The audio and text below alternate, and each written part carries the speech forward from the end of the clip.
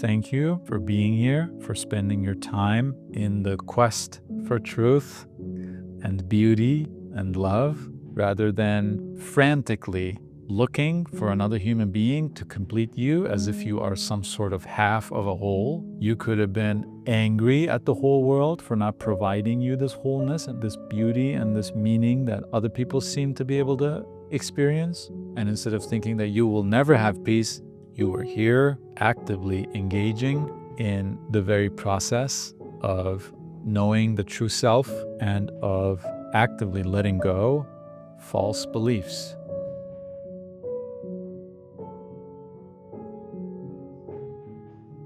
We call these meetings kinship because we cannot help but notice, actually, that the deepest mutualities and the strongest commonalities that we have in our relationships with the world, with the universe, with everything, we see that those are not based on biography or biology, meaning if we are related to someone genetically, family, or if we're biographically related, meaning we grew up in the same place, we're longtime friends, we went to school together. All that can be a very strong relationship, but what lies at the heart of it is a mutuality in ideas and not necessarily at all a mutuality in biography or biology. And we notice many times that even though someone is our father, our mother, our brother, our sister, or our longest friend, that when we don't have those ideas, those fundamental beliefs perhaps, in common, we don't feel like kin, even though we genetically, physically, or again, biographically are or want to be. And vice versa, sometimes we meet perfect strangers, either in real life physically, or we open up a book and we read just a line or two, and we see, wow, with this person that I've never even met before, that I still never will ever meet, I feel this kinship because it's a kinship based on ideas. And ideas don't need any physicality. They don't need any time, any location, any genes to be in common, because that stuff is not in our control. We can be born to a certain parents at a certain time in a certain place in the world and be barred from many types of relations. But this relation of the deepest and highest sort, that kinship, that requires nothing. And it recognizes each other. Those can recognize each other immediately just by the few things they say or in the way that they act. And when I say idea, I don't mean idea like let's go to the movies together or who to vote for or whatever. Ideas as in concepts, right? The idea of truth, justice, love, all these kinds of things. These are the deepest and highest ideas, the highest good, as our ancient Greek philosophers call them. And that's what we find is happening here. It's a gathering of people who are, as far as we know, not biographically or biologically related at all. Yet week after week, we come here and we assemble around a certain set of ideas that we commonly believe in, that we have our truest, strongest mutuality in. And that's why we're here. And so that's why we call these meetings kinship, because everyone here is in the truest, highest, deepest sense kin. And of course, there are so many that we don't know. And as we said, we don't need to know them. That's the most beautiful thing. We don't even need to assemble here. We don't need each other. We want to do it. And why do we want to do it? Because we have that common belief and ideas. So it's a wonderful thing. And it's the proof of its own existence, of this bond, this mutuality, right? So that's why we call them kinship. And I will invite our first speaker. I want to engage in a disagreement with you. Yeah. Or I think more politely, kind of like an argumentation, because I think we've had kind of already discussions around these these topics before in terms of the kind of evoking notions of the absolute or these capitalized truths and realities. And for me, that's always been something a little bit irksome for me. And also the main motivation why I want to kind of engage in a kind of discourse around this, because what's been fascinating for me is that even though I think at this kind of like first principles kind of starting axioms perspective, I think there's perhaps a misalignment which may or may not be there. Irrespective of that, from a practical perspective, whenever you offer your advice, it's been incredibly helpful for me. And so for myself, there's been a bit of a fascination how the starting points are seemingly so different, but then in practice, there's almost an overlap, or more to the point, the wisdom that you're offering has been so incredibly helpful.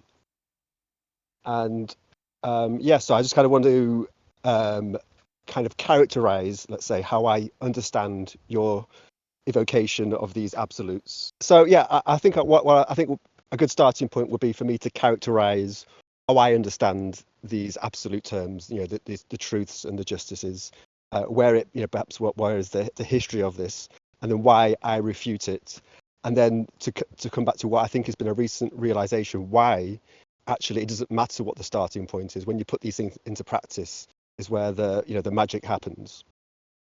So yeah, I think, like I said, that this notion of the absolutes is coming from Plato, and it's his ontologies of these perfect forms.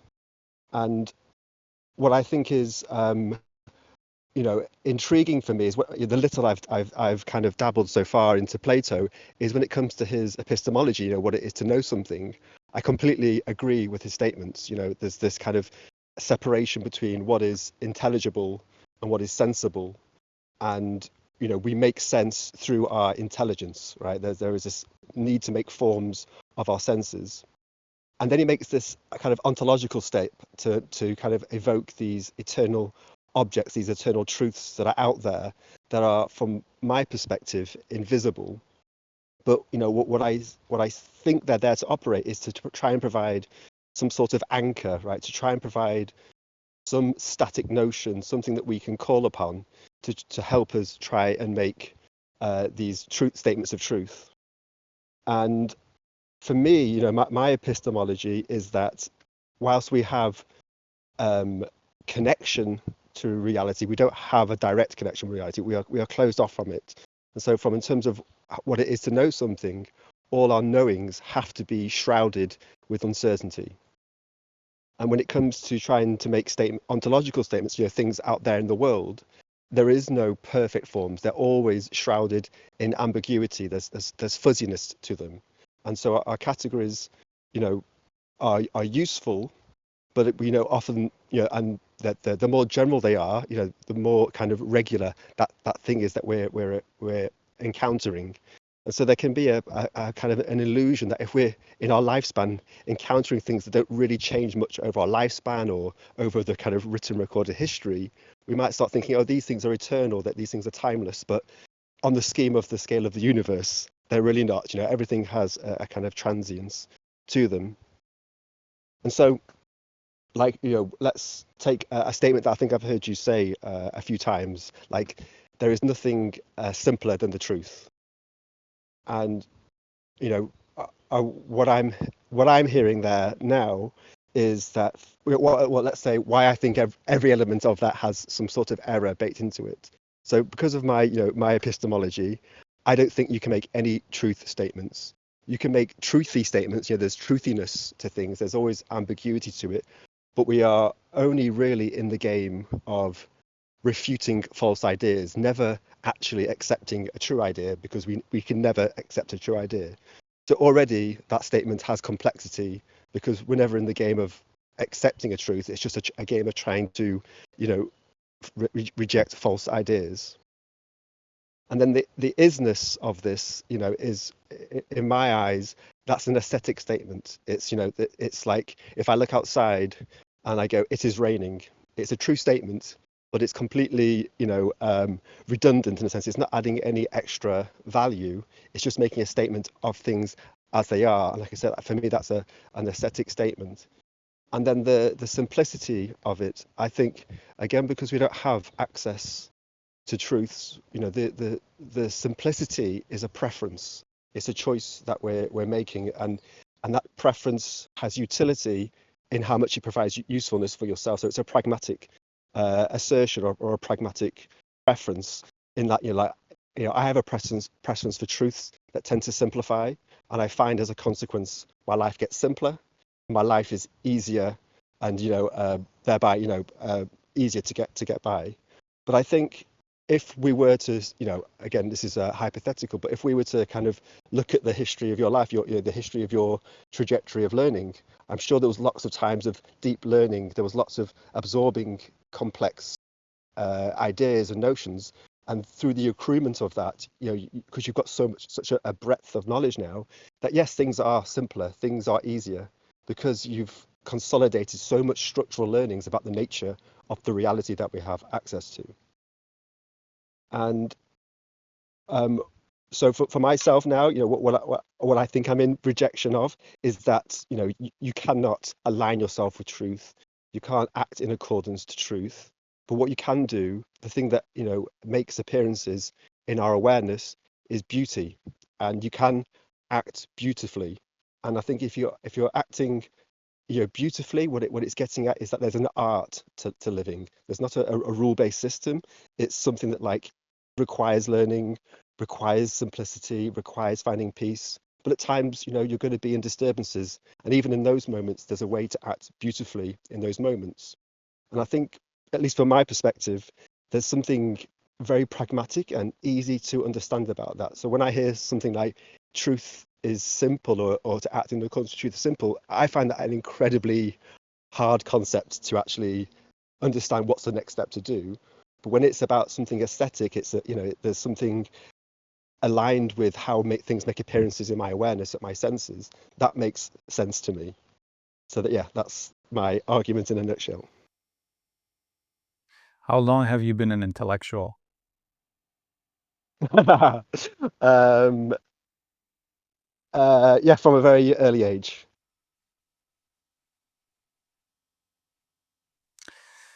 So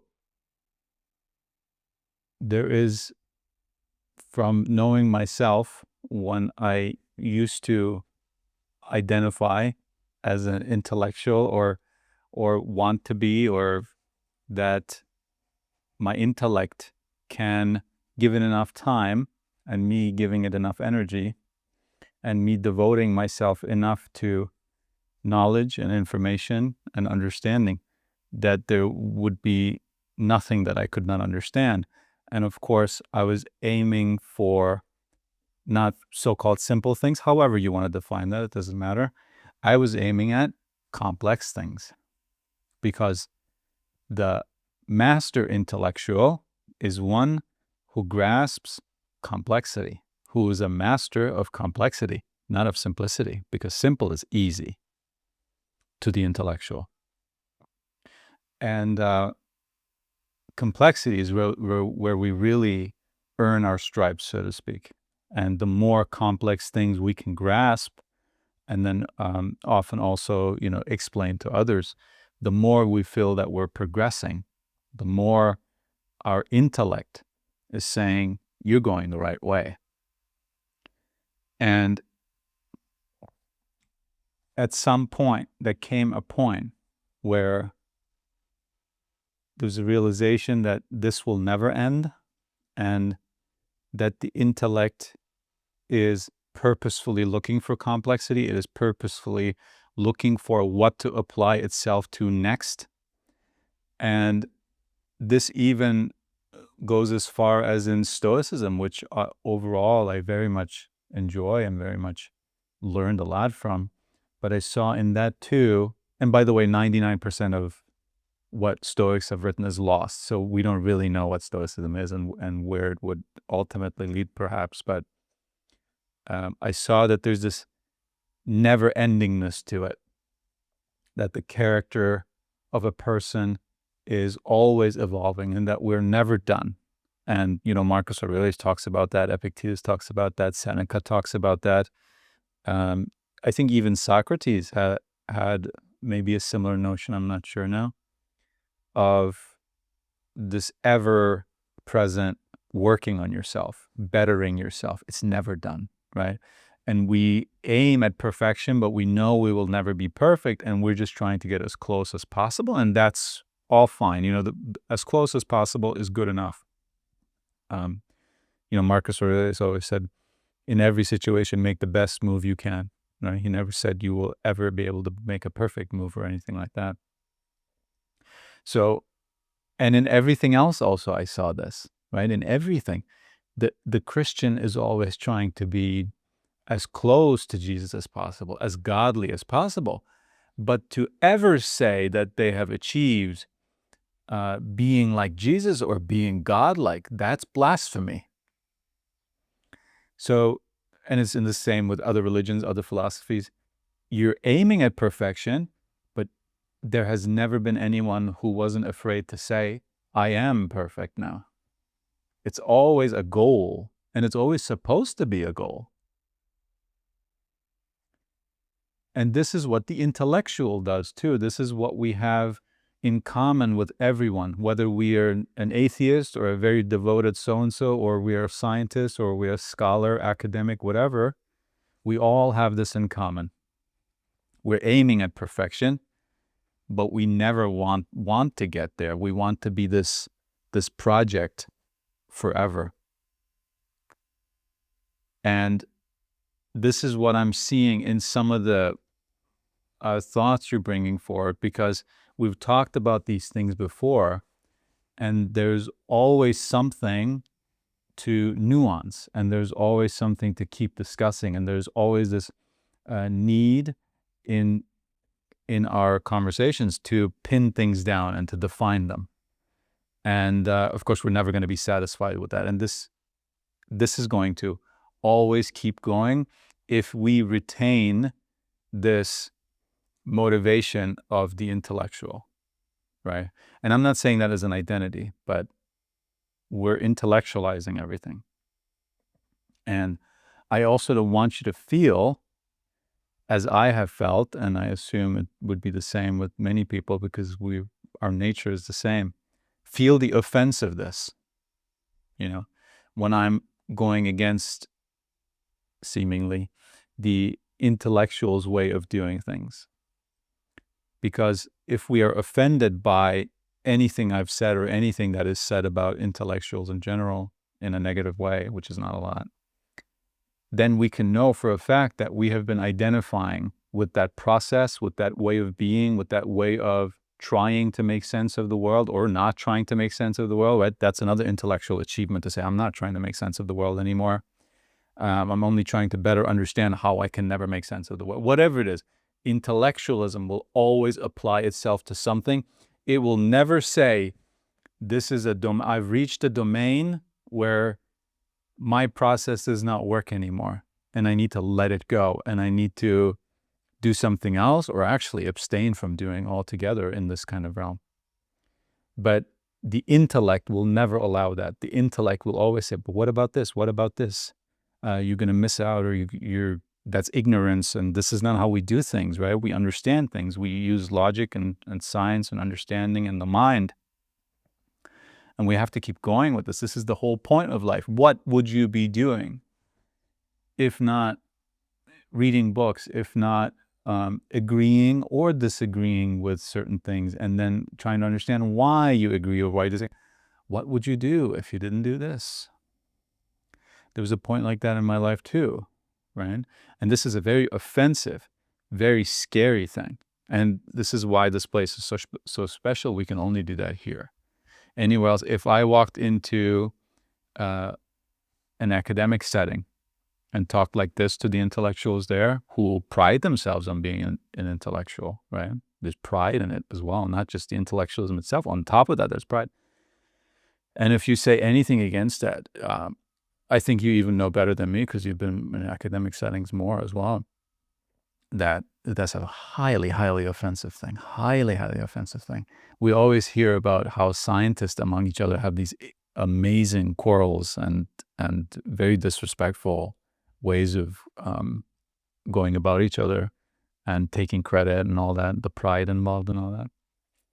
That's what our identification with anything gets us, right? It's the same with the religious people. When you go in there and, your religion is not the only one. There's truth in the other religion too. That's offensive. Or religion is not needed at all. God does not need an intermediary. I'm not saying these things. I'm just saying these are some of the offensive things to religious people. Same thing there. Look, we have the same nature. We think we're so different from each other. I'm an intellectual. I'm a scholar. You're a religious person, or vice versa. And we think we're different, but we're all the same. We're all attached. We're all practicing attachment to something. And that attachment is killing us. It is keeping us in this endless loop. We think it's a spiral upwards, right? But really it's a loop at some point, because as I always say, there's nothing wrong with the intellect. There's nothing wrong with the mind. There's nothing wrong with faith. There's nothing wrong with emotions, thoughts, anything. Even identities, we have discovered, are actually serving us. Because when we identify as the intellectual or as the religious person, we can say to objectively lesser things, it's not important. That cannot harm me. I have God with me. That cannot harm me. I have the scientific process on my side. And ignorance cannot touch me, right? So when someone says, you're ugly, you say, I don't care. I have God. I don't care. I have this tower of knowledge. And so to identify as an intellectual raises you above so many hundreds, thousands of smaller identities, right? People identify as dog owners. You can see sometimes I see people's sticker on people's cars that says Beagle Mom or whatever. That's an identity too. Imagine identifying with your dog ownership. That's objectively a smaller identity than the intellectual or the son of God, right? And that's how this is how you and I are so similar, I think.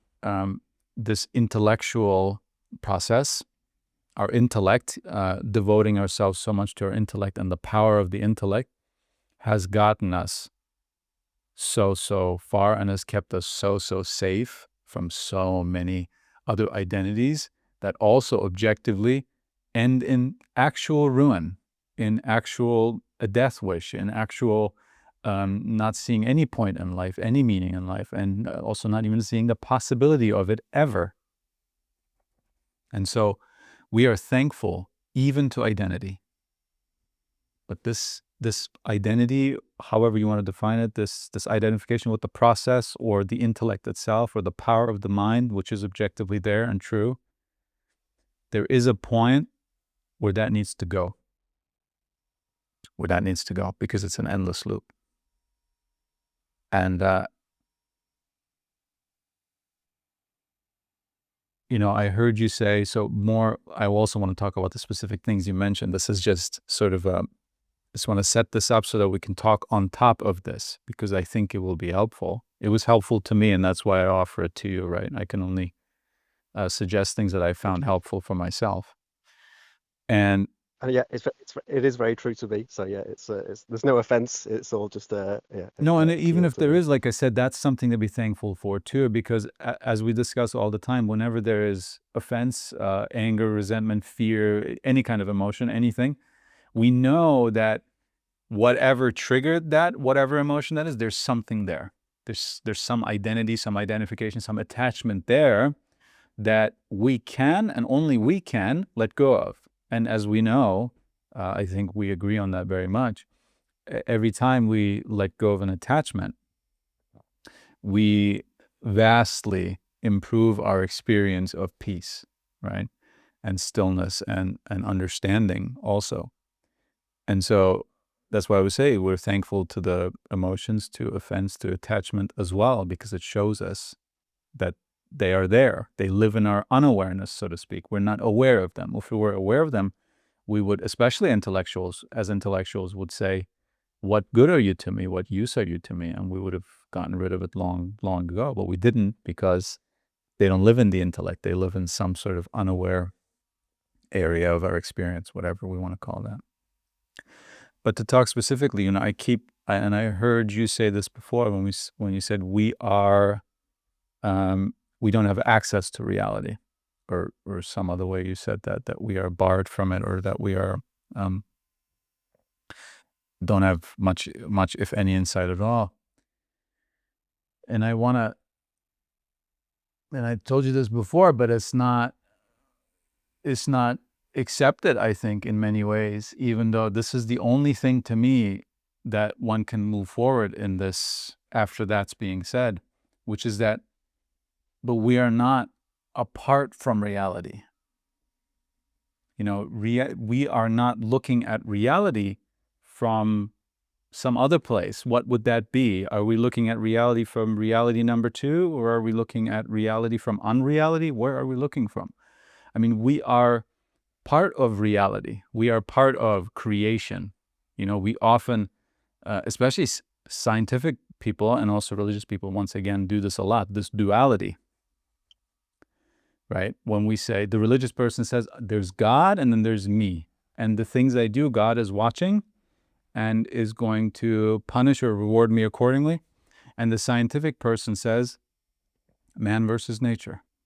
We have meddled with nature too much, or not enough. We should do it more, whatever it is. We can cure diseases. There's this duality. But man is part of nature. And the creation is part of the creator. There is not this duality. Again, in my opinion, of course, this is an opinion, but I cannot see how we are people who are barred from reality. There's reality and there's us, and we cannot see it. And if it is even there, it is shrouded in something. Where are we looking from? Are we not part of reality? And so that's... Could I just come in on that point Yeah. for clarity? So my argument isn't that we're not embedded in reality. That is absolutely the case, and there is an exchange taking place. We can act upon reality, and reality will make impressions upon us. But look, there's that it's not- duality again. You're saying there's this exchange between us and reality. Reality can act on us, and we can act on reality. This is a duality. Well, I guess in one sense you could say it's a duality, but my other point to this is that we have a locale in reality. We have a subjective perspective on reality, and But the appearances... subjective, I don't like interrupting you at all. I just want to corner this so that we really nail it down. When you say subjective, that is once again to say this is our area of reality. It is once again to delineate, right? Especially someone who says, such as yourself, and I fully agree with this, that we don't know reality. But what we are knowing is not what we are not knowing is not separate from us. What we are not knowing is what we are. And so when we're looking at reality and we say we have no access to it, or we don't understand it, or we don't know how it works, or whatever, we see it as a duality. And I fully agree with the statements themselves, but I cannot see where they are made from. And once we accept that we are not separate, we can still say those things. And in fact, in Hinduism, in Zen, and whatever, this is said all the time, we don't know the self. We cannot speak of the self. We cannot understand the self. We will never know the self, it is said. This is not me saying, but... And it is said that Brahman is Atman and Atman is Brahman, meaning the so-called small s self, the individual self, the personality, that's Atman. And Brahman is the capital S self, meaning everything, everything. And so it is saying Atman is Brahman and Brahman is Atman. And that comes closer, and language cannot take us there. This is another reason that was my need to not be so devoted to my intellect anymore, because there's a point where knowledge stops. There's a point where language stops. But this gets close, I feel. So when we say we cannot define it, we cannot know it, we cannot understand it, I 100% agree with that. What we are talking about when we say reality, we will never know. I believe that. But we are talking about ourselves, right? And as soon as we say, yeah, of course I'm in reality, but I have a for something to be subjective, it has to have its own existence within something else. But this own existence is only the exact same existence as the existence of everything else. And so when we are thinking about ourselves as animals, you're absolutely correct. Of course, we are one species, and then there's another species, and so on and so forth. And there are different forms of life, and forms of life that we will never even know about. But all of that is life. So when the human is trying to understand how a tree lives or how an alien species possibly could, in some galaxy, survive, yes, it is thinking about another species, but it is not thinking about anything other than its own existence, its own being. Everything takes, if you zoom out far enough, and that's the whole point, I think, of understanding the self, or getting an alignment with how things really are, is to zoom out. Because all our disagreements, all wars, all everything, and identity, individuality, all this is based on zooming in and to see things very specifically and to not consider other things or to see other things as separate. When we zoom out long enough, this is where we get to where all people who we consider somewhat wise or enlightened, that's what they all say. And Jesus said we're all brothers and sisters, and the Father and I are one. And people take that to mean that Jesus was God. But what he's saying is the Creator and the creation is one. And so when I zoom out, which the intellect doesn't allow as much, because it wants to know specifics and it wants to understand every single thing, and it wants to build its understanding. And whatever it cannot build or has not built yet or whatever, or disagrees with, that's a separate thing. But I can't find this separation anymore. And this is what Plato is talking about. You mentioned Plato, the whole strain of idealism. And again, this is something that people misunderstand. People think that idealism means the view that wants to see everything as perfect. It wants the perfect of everything, the ideal of everything. No, idealism means the understanding that there are ideas behind physicality. There's the visible and then there's the non-visible. Just as it is in reality, there are things that are visible and things that are invisible, the information, so to speak, that shows up in many physical things. Without information, without, again, this is language, it's not good enough, but the so-called blueprint, even though there's no blueprint maker, there's the information thinker, there's the information creator, and then there's the implementer, and all of this together is reality. And so it's just seeing this string and not thinking that physicality, the world, is everything that there is.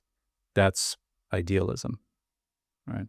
So can I ask the question there? So when you speak of the physical and the non-physical, are you not invoking a dualism of your own there? No, because I see it more as a spectrum. And this is, again, just my way of visualizing something, of interpreting something, but this is a way that it makes sense to me. It's a spectrum, and on one hand we have the physical, and on the other we have the non-physical, and things sort of are on one side of the scale, or any part of the scale. But that scale is one. That spectrum is one. And so is reality. And we could even go as far as to say, yes, okay, there are separate things. There's the physical realm and the non-physical, but both of them are contained in reality. And they're not really separate at all, in the sense that they share the most fundamental mutuality, which is that they are all reality, both of them. But yeah, I think of it more as a spectrum, because there are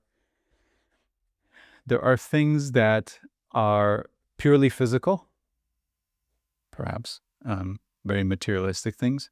And on the other hand, there are things such as, let's say, justice, whatever, that have no physicality to them whatsoever. The physical, one can act justly, and that's still not physical. See, a material being, a species such as myself, an animal, can act justly, and in that act, it is doing something physical. So perhaps it's more in the middle of the scale, right? But it is looking up to, when trying to decide how to act justly and what justice even is, it is looking at something that is not at all physical. So perhaps that's on this side. And of course, the body that is doing the just act or the unjust act, that's very physical. So there already we're seeing quite a wide range of the spectrum. And once again, this is not something to, this is again where the intellect would come in and say, okay, let's draw this spectrum and let's give it points and let's see exactly where things are and let's give it a bunch of examples and let's define all of this. This is only language. This is only a pointer. I am not literally saying that reality is a spectrum and it can be fully grasped and worked out that way. I'm not saying that. It is just a pointer, just a little demonstration, a visualization perhaps, of how there's physicality and non-physicality, and in fact, they are not separate things, and they're all one, if that makes sense. It does, yeah. And I'm in absolute. So this is where I always find our discussions interesting, because when it gets into the weeds at this point, I'm in absolute 100. There's nothing you've said there that I would disagree with at all. And I think, it's just, I think it's the fact that I come from this kind of neuroscientific formal background, and there's ways that I, with language carve up reality, and so it can seem dualistic in what I'm doing. But I think I would go even stronger than you into say, everything has, physicality and non-physicality to it, and Yeah. the results, and so the I think when I'm talking about my notion of, my evocation of how I see reality, I am in agreement that there is a non-dual awareness. All things are equal in awareness, but then there are appearances, that are made from the outside reality, making appearances in my awareness, and there is a separation there. There is, something out there in the world, and there's my appearance in the world, and there is similarity to them, but they're not exactly the same thing. Is where I would try and draw some distinction in that notion. So say that again. So in this example that you gave, you would be the way you really truly are. That would be the truth, and then there's the appearance of you, like my opinions of you or what I think who you are, and then there's that. Is that the duality you're talking about? Well, I mean, I would be radical in saying that there is no true thing. There is nothing that is more true than something else at this very low fundamental level of what we're talking Okay. about. Everything it has is shrouded. My awareness is shrouded in uncertainty, and things in the world are shrouded in ambiguity. We like to carve things up, but in reality, because everything is in communion, everything's connected. We can set, I can look at a tree and say that tree is, separate from that tree, but we know, the roots are shared. There's lots of, shared things happening amongst it. Everything is connected in some sense. What I'm saying is that there is no anchor, there is no certitude about these things. It is the relational aspect to everything that makes it messy and difficult. But isn't the ambiguity that you have inside of you rather than in the thing itself? So my take is that the game is to be ambiguity matching. So the ideal, let's say, or from an intellectual perspective, is because of this relativistic relational aspect to everything, everything's interconnected, and there is no stable static entities. It's making sure that my notions of the world match the ambiguity of the world. So that there's like the famous thought experiments is like when you keep adding a grain of sand, at what point do you have a pile of sand? And there's obviously no clear answer to that, but there's going to be a discernible point where That's most a people very would good agree. example, because I heard that when I was studying philosophy, and some intellectual told me about that. and and they wanted to wow me with that too, and well, that's what they wanted to do. I'm not saying that's what you're trying to do. That's what they wanted to do. And the way it was presented to me was actually, if I took a little piece of my fingernail off and threw it away, would I still be me? Yes. Okay. And so keep going, like atom by atom. At what point am I not me anymore? At what point do I not exist anymore? Where's and we can never know. That's the ambiguity. But even then, even though I didn't have the way this thinking of that I have now, I immediately, just intuitively, it came out of me to say, well, if we had the proper equipment, we would know exactly when, right? I mean, this is a physical question. With the pile of sand, it's a little bit more different. That's actually, I think, a better way to put it, because that needs to be defined first, right? And that definition, in my opinion, this is a pile of sand, in your opinion, is that. And it's true, there is no objective measure of when is a pile or not. But that too is only a mental construct. That is not how reality works. Just because it is ambiguous to us when something is a pile or not, that doesn't mean that nature, reality, even thinks of anything in that way. This is a mental human construct to categorize things once again. Because reality is one thing. Reality is one. There is no reality 1 and 2 and 3, and then things can go in between these. There's one reality. And reality doesn't categorize things like that. It is only our human want, also only for logistical purposes, by the way. This is not something that brings us more peace or more understanding necessarily. It's just a logistical thing. When do we call that? How can we most effectively communicate? But with the body example, with the taking one cell out at a time, I reckon that we could totally know when someone is alive anymore, someone is not, or when something is still a human or not, or when something still exists or not, if we just had such perfect equipment that would be able to go down to the cellular level and say, this very cell, at that point, if we take this out, this is the very moment, this is the very time when this organism cannot function anymore. So I think that there would totally be an answer to that if only we had the equipment for it. But whether we have the equipment or not does not mean that reality doesn't already exist. It isn't already set up that way, that if I could take cells away one at a time, that at some point reality wouldn't kick in and say, okay, this person cannot be alive anymore. This is not a human anymore. That is all set up. That is all has its functioning, and it's like I said, it's set up. That we don't know does not mean that there won't be a point when the body is not a person anymore. A very precise point, even. I find that to be one of those, again, intellectual thought experiments that work on a different system than what reality actually operates on. And here again, I am not saying that reality even operates on a system. I don't know. I'll be the first one to tell you I don't know how reality works. I am only experiencing certain things that I know are dependable in my frame, on my lifetime, and the way that I do things, blah, blah, blah. And so I can live according to those things.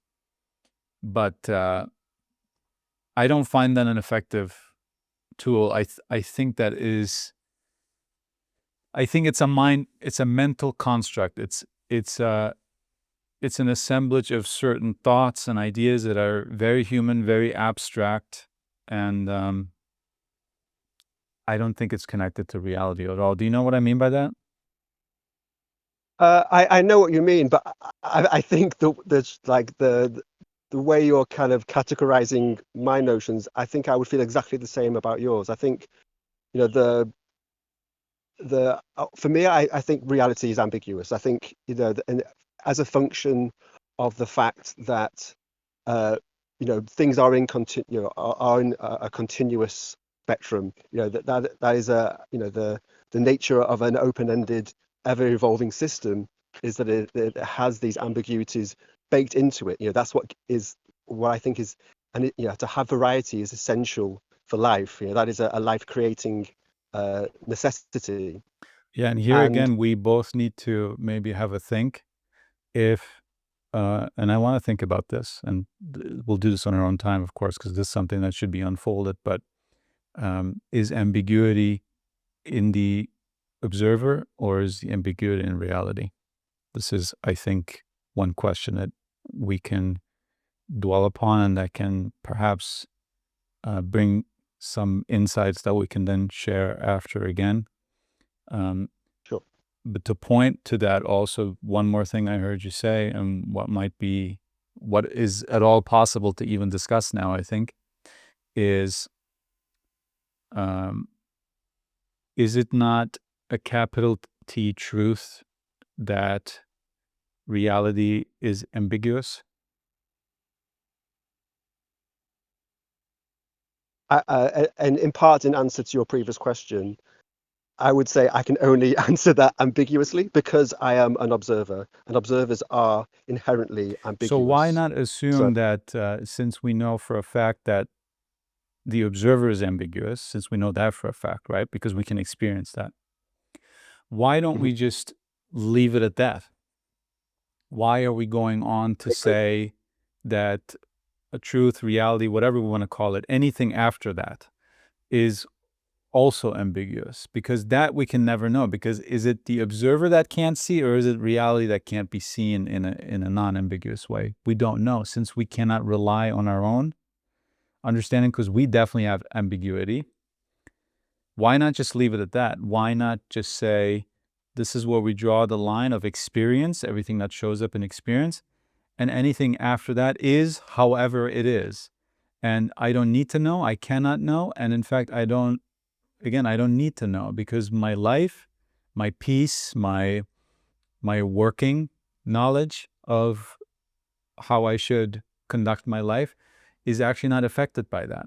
Because things are the way they are, however they are, ambiguous, non-ambiguous, this or that. Whatever it truly is, it is that. And since I have ambiguity, I will never be able to know. So why are we not leaving it at that?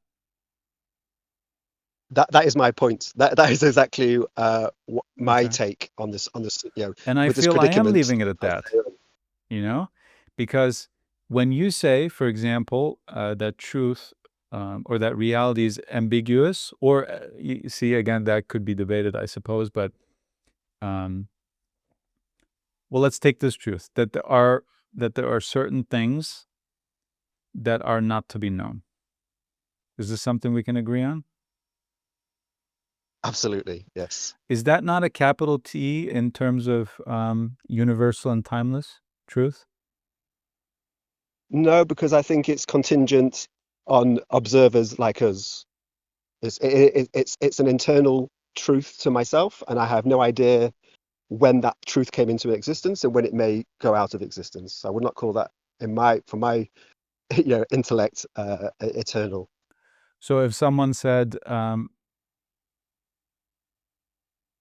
I can, And just to stay on this point, this is why I evoke the notion of beauty here. I think that there's such an overlap between what things have a sense of truthiness to them, and the appearances of truth to us, and that makes them an aesthetic entity. The fact that their appearances in our awareness, and therefore by acting beautifully, I think on average we would be acting in accordance with each other. If you're acting on the premise of truth and I'm acting on the premise of beauty, I think because of what I think is a truer statement of us is that we would find ourselves acting very similarly. We would still want to be honest, virtuous people, because that is a beautiful way to act in this world.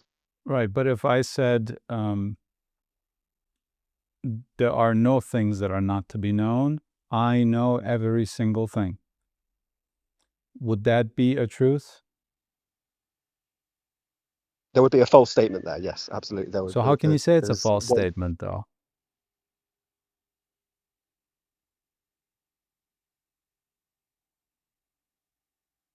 I'm saying it's a false statement from my starting assumptions. So from my internal system of starting principles, which I should, to be intellectual about it, I would need to state up front what is it that I discern, how I discern something to be truth or not. That is the basis of it. There's some, But the basis is and individual. also there's a shared inheritance, right? There is the fact that we are, have shared, to be scientific about it, we have a shared ancestry, we have a shared DNA, there is the same selection pressures we've been subjected to, and there is utility to acting in these ways, clearly, to And that we have a survive. shared genealogy or a shared nature, or however you want to put it, that is not a universal and timeless truth? I would No, I still think there's so much ambiguity and variety to that. It can have ambiguity, but is it not universal and timeless?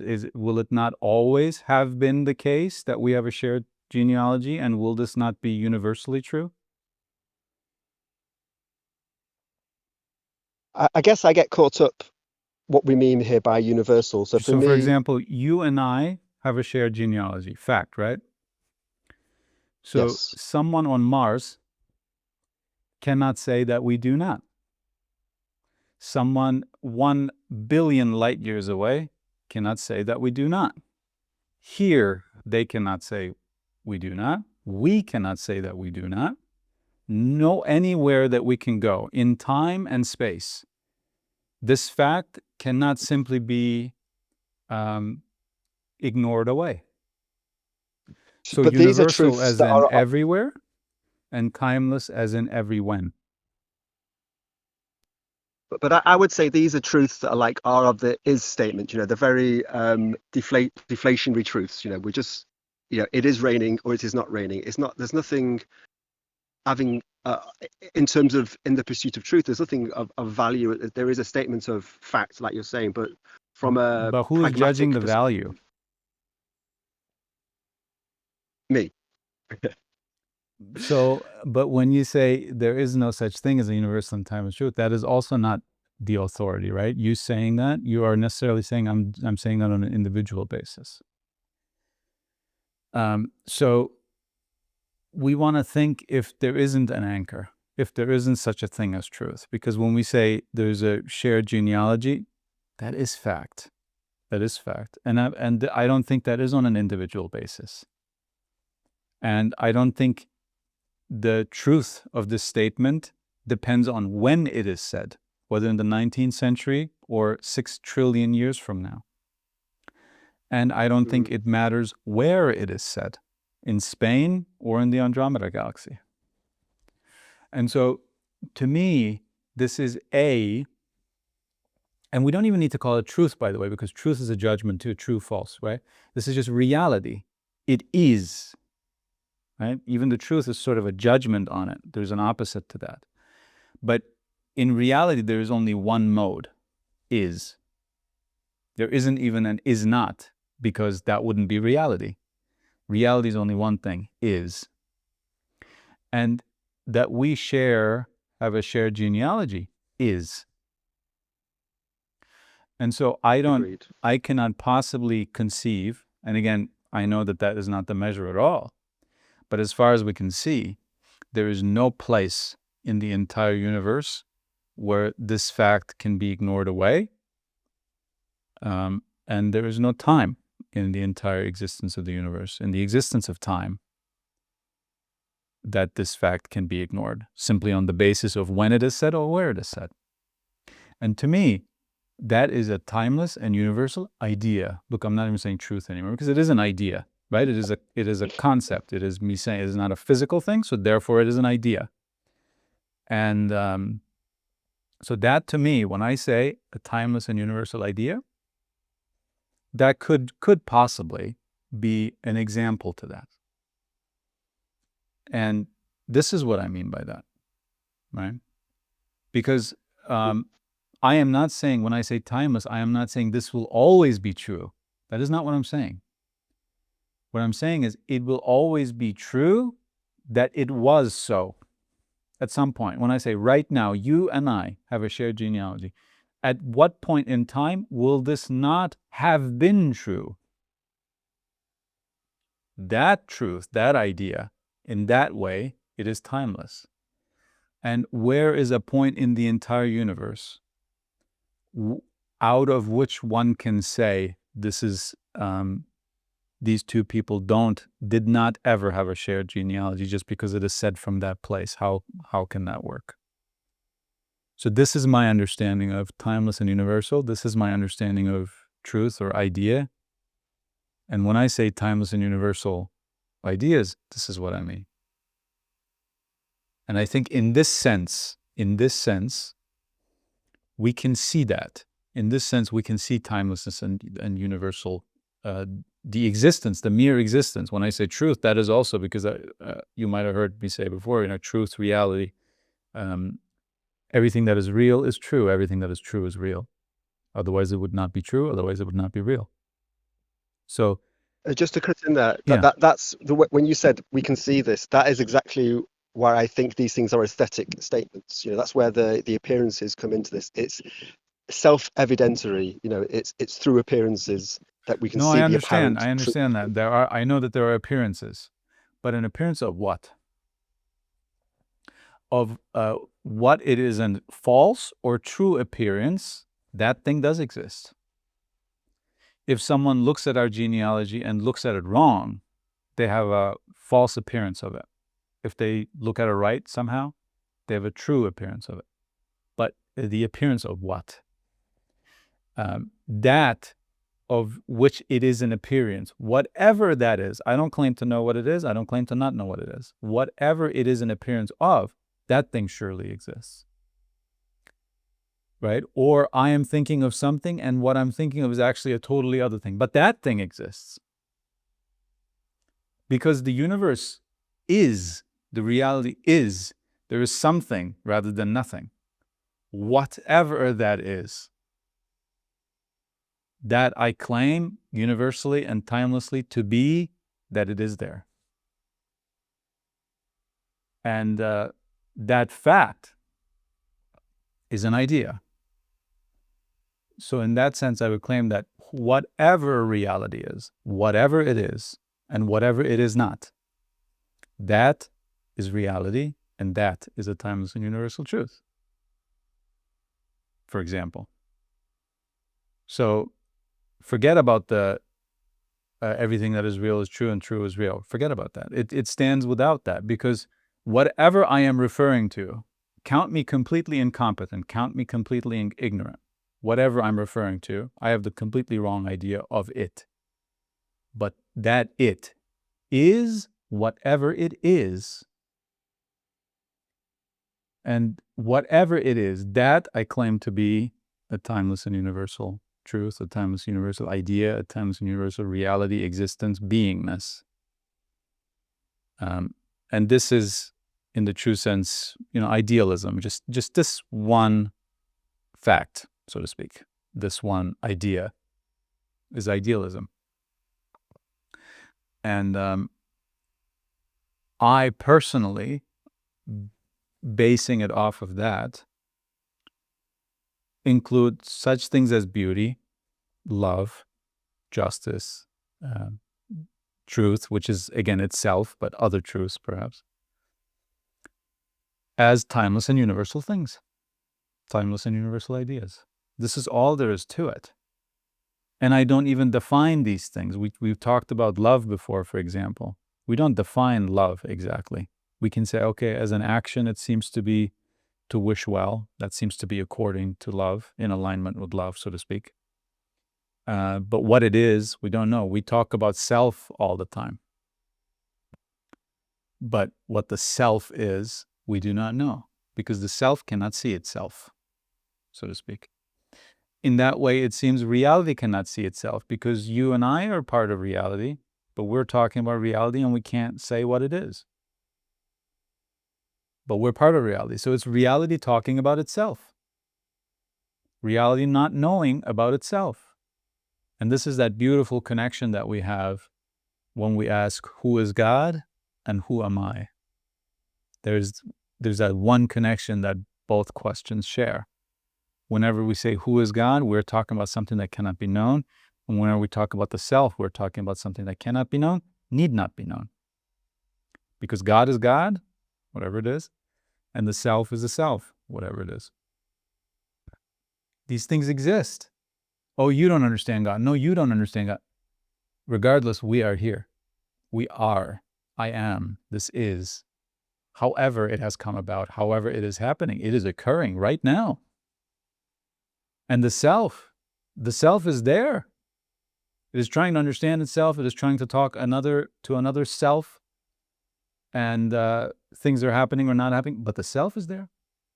Whatever it is there. So this is all I say. This to me is a timeless and universal truth, a timeless and universal idea. And any further we go, I 100% agree. It cannot be known. It is ambiguous, and is actually part of my so-called philosophy to not go there, to not go anywhere that is not necessary. Because anything else, I don't need to know to be at peace, to act according to my nature, which I measure by my experience of peace. Everything that is part of our nature is effortless to us. Just like the bird has the least effortful time in flying because it is its nature, we have the least effortful time of being at peace because peace is our nature. And so anything that does not increase or decrease my vision of peace, my experience of peace, I actively remind myself to avoid. I can engage in it as an intellectual pleasure. But as soon as I stress myself out, as soon as I look at it in terms of this will perhaps give me my salvation, that's when I know I'm wrong, because it cannot do that. That salvation has already happened. That peace is already there. It does not need to be earned or put together or invented altogether. It is already there. It needs to be, if anything, experienced more. It is our nature to be at peace, in the state of peace. And so anything experientially that gets me there, I welcome. And anything that is irrelevant to that, I avoid in terms of this highest good. And so this is what I can tell you. Further words do not go, and further there's no basis, really, right? This is what I believe fundamentally, and I try to not put any more mental constructs on top of it, because that's when we diverge, and that's when we get oddly specific, and that's when we see others as other. But I feel this basic sense of stemming from reality and having reality as our commonality, that we exist is our commonality, I do see that. And that I don't want to call a non-existing or an in itself ambiguous thing, because it is operating. It is here right now. It is functioning. I don't lose consciousness half the time when I'm trying to talk to you. My vision is not coming and going. Air is everywhere all the time. I don't have my air sucked out of my room randomly every few minutes. It is operating. This reality is working. Whatever its so-called mechanisms are, again, that's just a human way of thinking about it. However it came about, wherever it's going, whatever it's doing, or if it is even working in those terms at all, I do not know. But that it is here, that I do not find ambiguous. And the only things I ever want to do, I want to base on this one thing. And am I failing at that oftentimes? 100%. Am I having mental constructs that actually are not based on this at all, and I think I believe things and I see things that are not actually there? 100%. But on the whole, I am experiencing peace and experiencing a oneness, and can feel if I am more or less aligned with my nature as a human being, as a reasoned being. And so on the whole, I do feel this working, right? Just by experience, not by too much thinking or writing or anything like that. And this is all I want to base, that reality is, and it is perfect, And I'm not defining perfection, but simply by the fact that it is able to be, it is perfect in the sense that it is functional and it makes sense and it recycles in itself and there's no waste in it and there is no poison in it to itself. It is working. And you and I have that in common, that we both are in this. Whatever that is, Agreed. that's the only thing, right? And I want to base anything we ever say, ever believe in, on this one thing. And there's so much that can be based on that if we think about it, right? When you talk about beauty, that is what it's based on. When I talk about love, that is what it's based on. When I talk about beauty, that is what it's based on. And when I talk about truth, that is what it's based on as well. And I think whenever you have an issue with when I talk about truth, it is because perhaps maybe sometimes I go too far or I go too much sideways or whatever.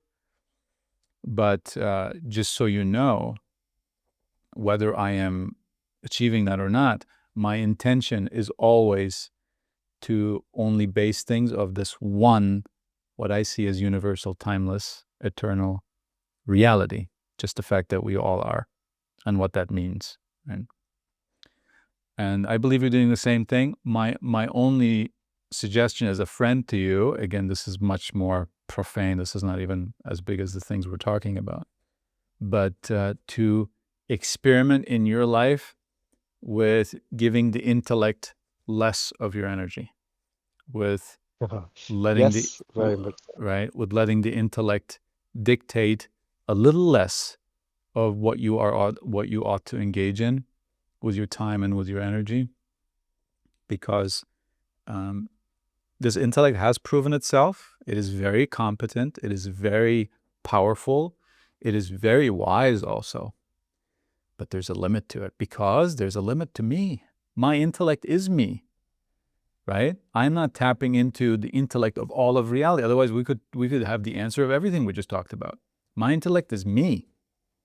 And so it is this little thing trying to grasp itself around the entire universe of whatever that is, right? We don't even know what the universe is.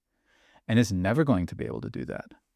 But it keeps telling us that if we keep going, at least we have a hope, or at least we can come as close as possible to doing that. But as close as possible is still hardly anything. And our life will run out. Our life will run out in that pursuit. And so I highly favor letting the intellect do its thing up to a certain point. And that point is when it has reached the limit of itself. That's when it has done a perfect job. That's when it has fulfilled itself. But it is going to want to keep going. It is this awareness, the one who discerns, right? The intellect is a machine that can find out wonderful things, but the one who discerns, the one who says, this is enough, or more, please. That one needs to say, it is enough. We see enough, we know enough, we experience enough to know that peace is effortless to us. Right? Disturbance is the opposite of stillness. And stillness is so easy. Stillness. You do nothing and you are still. To be disturbed, you have to do something rather than nothing. And so if peace is so effortless to me, then I know it is of my nature. Because nothing that is not of my nature is effortless to me, or at least conducive to it. And so if I know enough about peace, to have the vision of peace, then why go any further? In terms of trying to achieve more peace, again, as an intellectual pleasure, a little intellectual pursuit, no problem. Let us do that. Let us write thesis on it. Let us write books on it. But let us not expect that we are going to be more than we are now, or be more at peace, or be more deserving of peace, right? This is what the intellect tries to take on too. It says, I will not only write your PhD thesis for you, I will make a name for you. I will do everything that will make you be at peace. I can do that. I am the competent one. I am the mind. Let me take over everything, not just the PhD thesis, right? Everything. And that I want to suggest to you that you just, as an experiment, do a little less of, Because as you are It's a habit, seeing, habit of a huh? lifetime. It's a habit of a lifetime, but yeah, I it's know. something I've been very cognizant of But for a look long how time, beautiful Lewis. this is, what we're doing, right? And just Agreed. talking and the understanding of each other in these mutual concepts. Again, language is failing, but it is a concept at the end of the day.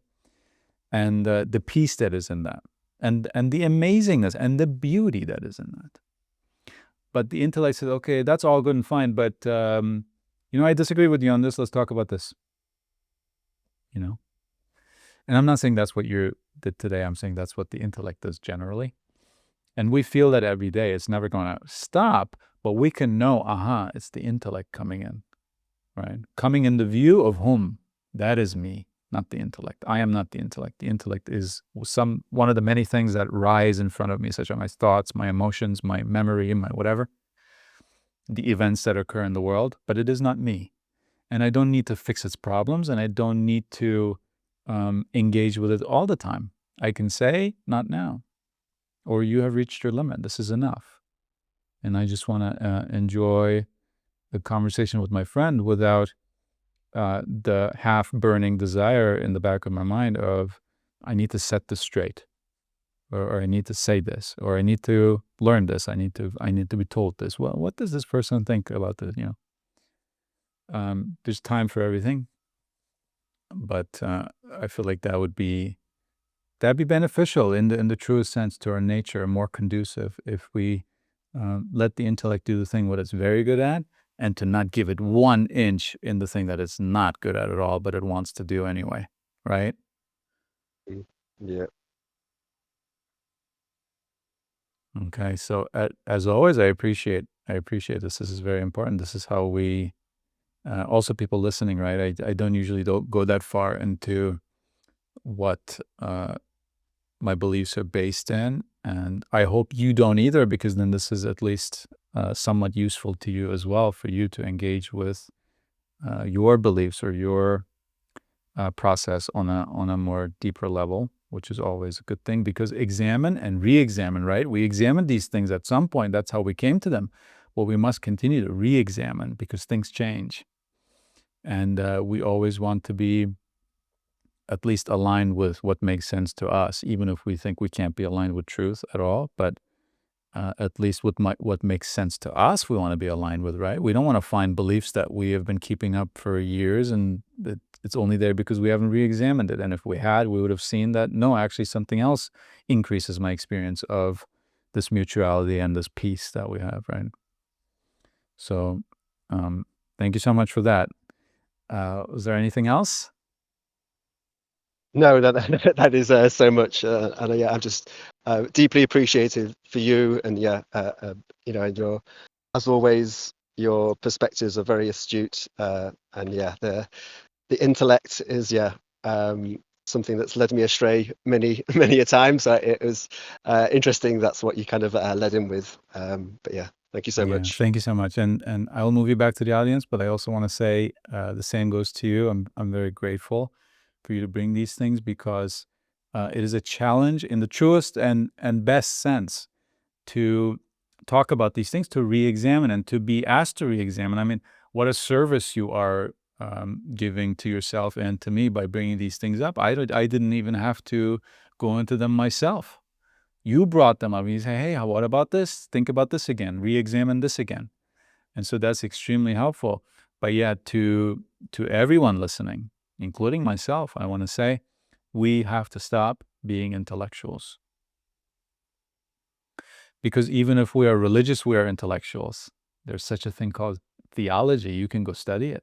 You can become an intellectual, even in religion, which many people say, right? Religion is opposed to somehow scholarly work or intellectualism. No, not at all. Not at all. Their entire university studies on religion, theology, and everything. We can be an intellectual about being an intellectual. Everything.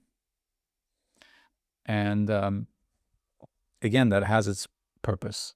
There is no enemy. There are no enemies. Try to find me one enemy, please. This can be another thing that we think about. If you can find an enemy, I'm willing to have an enemy. Okay, I'm willing to have enemies. I'm not afraid of enemies. When I look around, I cannot see a single enemy that is against your peace, that is against yourself, that is against your existence. There's not a single enemy that I can see. And so if you have one, you can tell me. You can come up here. This is what this is for, right? But so in that same sense, I want to say intellectualism is also not an enemy. It has brought us so far. So far. Everyone here is here, at least in part, due to intellectualism. And so we're very grateful to our intellect. We thank it very much. But it has served its purpose. And it cannot take us there where it over-eagerly says it can. So we have to think about that a little bit. And I'll take our next speaker. I'll invite our next speaker. I've been thinking about intention and thrill-seeking and romantic relationships. Mm-hmm. Looking at all of my past romantic relationships, I didn't go at them with any bad intention, but we end up thrill-seeking in them. So my question is, if we don't go with any bad intention, then why do we thrill-seek? And the answer that I got is that maybe we mistake love with care. Then it has made me question, is the intention bad in itself, like the desire of having a romantic relationship? So my question is the desire of having a romantic partner or partner a bad thing? Because I've seen people have meaningful relationships with their romantic partners. So I wanted to know your thought about this, because you recently made an Instagram reel where you um, showed that all that we think of hate, it falls under romantic love. But you also said that it doesn't mean that you shouldn't have a romantic relationship, right? So how do we discern like what's bad, or how should we go about having or wanting a romantic relationship or a romantic partner? Yeah, thank you for that question. The way I see it, right, this is just what I offer, my suggestions, and we, as always, do whatever with them that the receiver wants to do. It is, once again, as it is with so many things, if not everything, this is the truth I want to keep coming back to. There's a difference between the logistical and the non-logistical, between the physical and the non-physical. A romantic relationship is a physical thing. It is something that a human being, it's a relation that a human being has with another human being, as a human being, not as an orb of light floating in the realm of concepts, right? It's a human being doing that with another human being. Otherwise, it would not be possible, right? A romantic relationship would not be possible without the physical body, the physical action, the events that occur in two people's lives. And so there's nothing wrong with a romantic relationship depending on the intention. So when we seek a romantic relationship or any kind of relationship or any kind of object or anything at all in this life, with hopes that it will make us a better human being, that it will free us, that it will give meaning to our lives, that it will finally make us worthy of being alive, worth taking up any kind of space in this world, this romantic relationship or this thing, this person is going to give me all of that. Then this is hate. This is a hateful act. Because to expect something of someone else is to say, you owe it to me. Enemies owe each other things. He has my land, I will take it. He owes it to me. This is what enemies do. Friends don't owe each other. And it is also entirely unreasonable. Unreasonableness is a feature of hate. Because what you cannot do for yourself, you expect someone else to do for you. It's insane. And I don't mean that in an emotional way. I mean, it is not sane. It is not a sane way of doing things. The other person does not owe you peace. The other person does not owe you meaning in your life. The other person does not and cannot make you into a person that finally sees the beauty in this world that was always there. Or do you expect them to create beauty in this world that wasn't there before also, on top of all the other things that they're supposed to do? And of course, someone who attracts, or rather someone who is looking for someone like that with this intention, is only going to attract someone else who has the same intention. How can a person who expects peace and worth and meaning in life from the other person, how is that person ever going to attract someone who understands that these things cannot be given by someone else? That they are not responsible of giving them to you? How could you ever attract someone, in any sense of the word, with thinking like this? So you're only going to attract someone like yourself. And then you're going to be in a relationship where both people are expecting to be made whole by the other person. To have people trying to make each other whole. It's the blind leading the blind. And that, if it wasn't hate to begin with, and it was, turns to hate immediately. You were supposed to do this. You presented yourself as something that I can now see you are not. And then we take that just because we expected that, and our insane expectation was never going to come true, and it is not coming true. Then we say, you stabbed me in the back. You seemed like someone who can give me peace, who can make me worthy of anything, and you failed to deliver. You deceived me. You deceived yourself. And so this is hate. But if a human being knows, no one else can save me, no one else can give me peace, no one else can make me see the beauty that is already in this world, and I fail to see it. No one else can make me live in the present, understand that the here and now is all there is, and that everything else is an illusion, in the sense that, oh, the past was better, and I keep trying to escape in the past. That was another thing we just talked about, escapism. Another person cannot make you stop trying to escape the present moment all the time, because you are either overwhelmed or bored by it. Another person is not going to be able to stop doing that. You have to do that for yourself. And once you do that for yourself, and this is entirely not only possible, but can only be done by you, you're going to have peace. And you're going to truly have love, because you're not going to expect things from other people that are impossible. Love is not to expect impossible things from other people. Love is to know what others can do for one and what they cannot. And to not expect, to not put expectations, and a sort of you trying to have the other person be God. If someone else was able to give you peace, it would be God. If someone else could make you worthy of heaven or an afterlife or whatever it is, it would be God. It would not be another person. So you're literally demanding of them to be a God.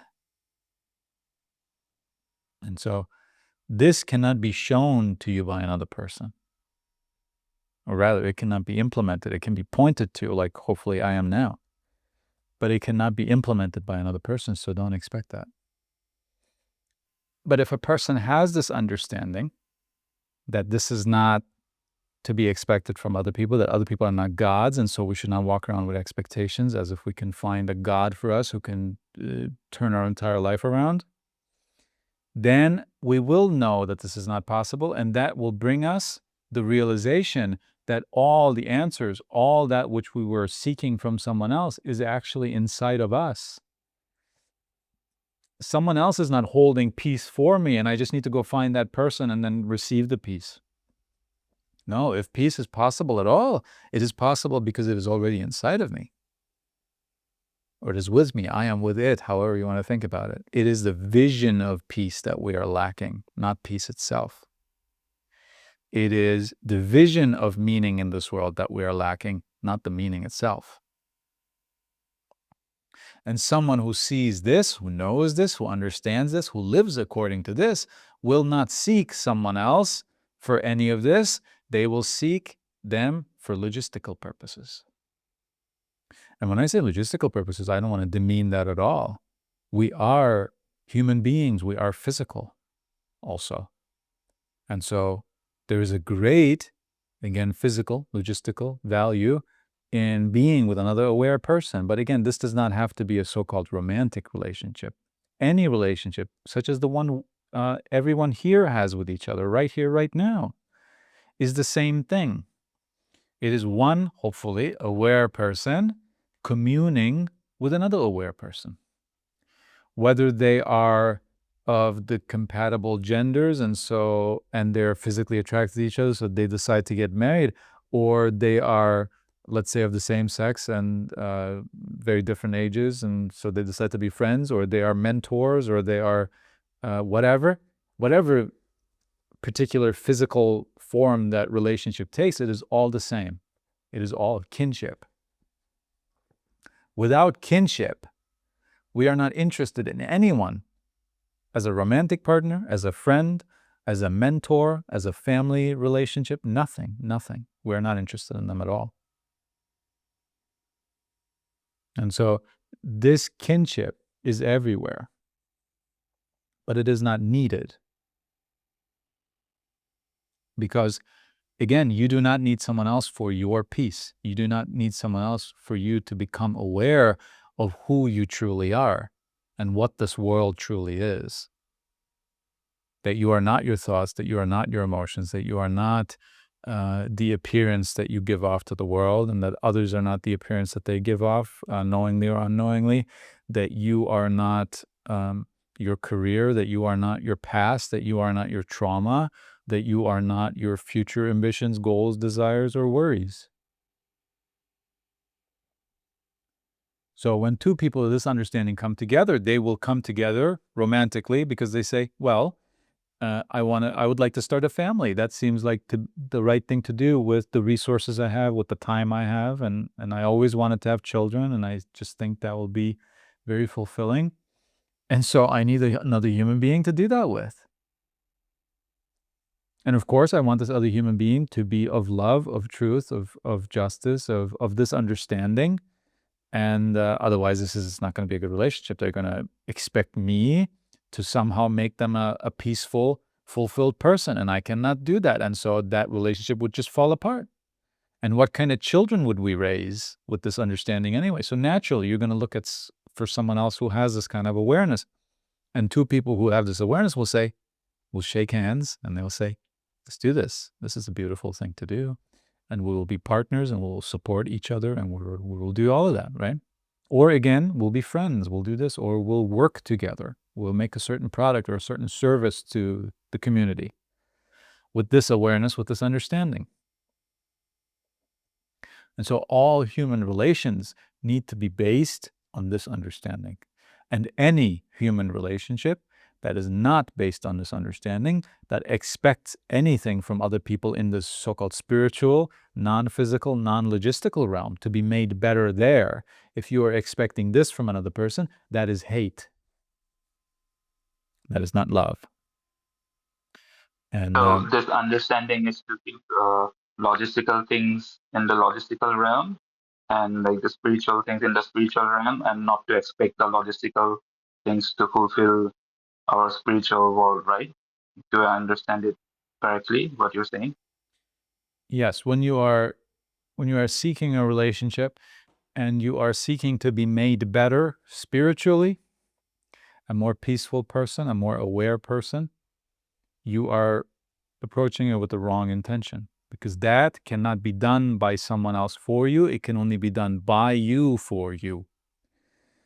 But if you are seeking a relationship for logistical purposes, like I said, whether this is a marriage or a friendship or a partnership at work, and you know not to expect non-logistical things from logistical things and vice versa, then it'll be fine.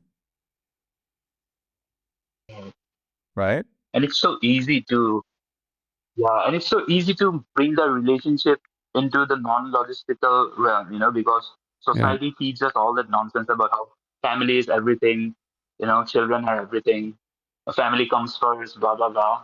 But I think having this distinction is really helpful and can bring a lot of peace. It's like having a 100%. car, Yeah. you can have a car, and if you have the car, if you buy the car, then you have to maintain it. But that doesn't mean that we can expect us to get fulfilled just because we have this model of car or that. Yeah, and you're so right. It is fed to us, right? And again, no ill intent here. I'm not saying the people are evil who make us believe in this false notion of love, that another human being can somehow exalt us into heaven, literally, right? Some people say that. This is not with malicious intent. This is just something that is repeated and it happens. And it's funny, if our car is dirty and we go to the car wash, we don't expect the car wash people to clean our soul. We don't expect them to make us better human beings that are more honest, have more integrity, are truly loving to other people, are wishing well and see the beauty in the world. We don't expect any of it. But for some reason, when we're starting to look for a partner to start a family, we're expecting all of that. We're expecting them to be gods. This is another human being, just like yourself, who hopefully wants a family also. And so this is a partnership that you're coming together to fulfill this logistical goal. Again, logistical is nothing profane. I'm not demeaning it in any way at all. If something is occurring in the physical realm, it is logistical. Right? And truth, integrity, beauty, all these things are not physical. They can have physical manifestations. We can see beauty in something physical. We can see a non-physical thing in a physical thing. But we cannot think that the one realm can affect the other. Somehow make the one more worthy, right? I give you a certain amount of money. Now you are a human being that is able to see beauty in the world and be more loving to other people. Is that a reasonable expectation? But that's exactly what we are looking for in the friend or the romantic partner or in anything really with another human being. We're trying to make them gods. And so it's just not in accordance with reality, right? This is not, we can go try. So many people do. And if it falls flat and the relationship falls apart, again, it was never there to begin with in truth, but it falls apart very quickly. And then they say, this person deceived me. This person seemed like something they were actually not. So it's just the wrong person. So I just need to go find the right person. And they can never test out, so to speak, the 8 billion people. And so they go from one after another, and then they think they just keep getting the wrong ones. No, your intention is wrong.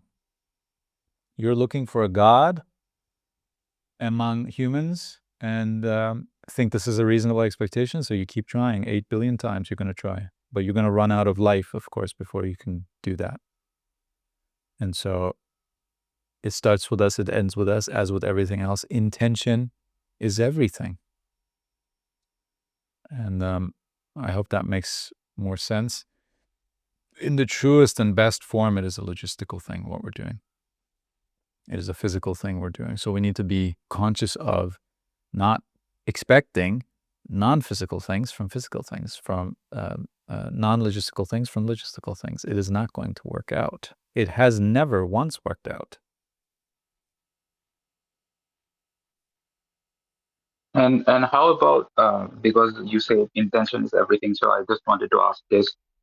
Um, what if we know that our intention is not right, but we are going to get a thrill out of it?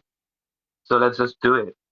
Like I see a lot of people. I mean, some of my friends, not friends, but people I know, they tell me that oh, they didn't have any connection with the other person in terms of ideas, but for physical pleasures and everything else, they pursued that relationship. So how does that um, puts us at a disadvantage? Like, How does that how does what? it I'm harm us? sorry. Yeah, how does it put us at a disadvantage in the spiritual realm Well, when we just go for the thrill seeking is escapism, right? When we're seeking thrills, we're saying one of two things or both. We're saying the present moment is not exciting enough. It is not good enough. It needs enhancement. And so we go look for that enhancement. And that enhancement is a thrill. Only thrills can enhance, of course, not really, but only a thrill can enhance the present moment. Or it is a seeking of, if I do this now, in the future, I will have some massive payoff. So either way, it's delaying oneself, right? Because either you are saying, I am incomplete, I am bad, I am wrong, I am broken. But if I engage in this thing that feels so good, if I just keep doing that, perhaps one day this will complete me, this will make me whole. So thrill seeking happens for one or both of these reasons. Either we're looking for it completing us in the future, but right now we're broken and we're delaying happiness, we're delaying peace, we're saying it is not possible right now, maybe in the future, right? And so we engage in it like that, and that's a romantic relationship for sure. We say, I'm broken, I am miserable, I am unworthy, but perhaps if I am with this person long enough, if I say what they do, if I do everything they want, if I make them happy, perhaps they will bestow their happiness, their peace on me as well. And then perhaps in the future, some point in the future, I can become whole, I can become complete. So that's one reason to engage in a relationship, right? And the second one is, like you mentioned, just a distraction, an escape. You're saying, I am lonely. Loneliness is not real, by the way. But I am lonely. I am nothing. I am miserable. And what can I do? And frantically, we just look for someone, anyone, to distract ourselves. And again, this can be a friendship or anything like that. It doesn't necessarily be romantic, but that's what we do. So it's an escape. It's delaying oneself, delaying one's happiness, one's peace. This makes so much sense. Thank you, Atish. Yeah. Well, thank you for the question. That's we talk about it every now and then, but it's important. We have to hear it a lot because, as you said, we are going against a lot of conditioning, a lot of things we see in the movies and music and books and literally everywhere. There's this misunderstanding of love, and it's fatal in every sense of the word, physically and every way. So I want to ask you if you would like to answer. You don't have to, but I'm going to ask you, and then you can decide if you want to answer or not. I want to ask you the question of the fortnight because this is the last week to be able to respond to it.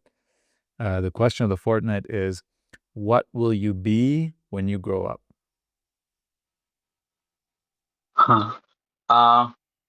When I was a child, a lot of people asked me this question, and I gave various responses in terms of career and everything. But now, when we talk about and we try to understand more about the true self, I feel that true self, our real self, it doesn't have an age. It is timeless. So there's absolutely nothing to do or nothing to grow up to in terms of ideas. We know what we need to know. Uh, but to answer your question, I would like to be more in sync with myself, with my true self. And every time I slip into unaware states or unaware habits, I would like to bring myself back to uh, my true self and to remember that I'm the observer, So listen to neither the yourself when object you're of. saying that. I don't want to interrupt you, but it's important because I don't want to let it go. You said, I want to bring myself back to my true self. How many people are there inside of you? There's only one, but There's I only want one. to let go of the clouds in my mind. The what in your mind? Clouds in my mind, The the dust. clouds in Dust. your mind. But do you see that you are the sky and not the clouds? Yeah. Right? Because the sky is always there. I sometimes Yes. get a little frustrated as a person, not the true self. The person of me, the identity gets a little frustrated in the winter when it's just so cloudy that you can't even see the sky. It's just a fully gray cover on the sky. And I get so frustrated because I know that when you go up in a plane and it's raining and it's completely cloudy, when you go above the clouds, it's perfect sunshine, right? And so I Mhm. say, it's always there. Technically, it's always sunny. It's just that in this place that I am, the few square miles, there's a cover of clouds on it. So that's why I get to not have sunshine and warmth, and I get frustrated. But so it is with the true self. The sun is always there. The blue sky is always there. But a cloud, which is a local phenomenon, can cover up part or all of the blue sky and the sun. And so, are you the one who sits under the cloud, or are you No. the sky and the cloud and the surface and every single thing? And the sky, right? Yeah, you are the And sky. everything there. Yeah, you're the sky. So a cloud can come and pass. It does nothing to the sky. It does nothing. It's a local phenomenon. The sky is the globe above you, right? And it is always clear, or rather, it can be clear or unclear, but it is always there. You are always that. A cloud cannot disturb you. The sky is not disturbed by the cloud. The little human who is on the surface looking up at the sky is disturbed by the cloud. But you are not that little one. You are the sky. And so when you say you are a little frustrated, or it is your future goal to bring yourself back to your true self, you are talking about the little human who's sitting in the park looking up, trying and wanting to be the sky. I want to be above the clouds more. I wish I could afford to get on a plane and to go somewhere else. You are not that. You are the sky. Mhm. And so even the thought, the mental construct of, I'm clouded right now, I'm down right now, I'm not doing so well right now, that is identification with something other than the true self. But who is identifying themselves as something other than the true self? It is the true self. Whatever you are doing, whatever you are correctly or wrongly believing that you are doing with the true self, whatever that true self is. But we know that the true self is not the cloud. We know that the true self is not the thoughts. You are not your thoughts. You are not your emotions. The emotion can come. It's allowed to come. Is it a failure? Is it a failure to the true self that it is feeling angry? No. Uh-huh. So why feel angry or disturbed or envious or ambitious or depressed or whatever and call it a problem?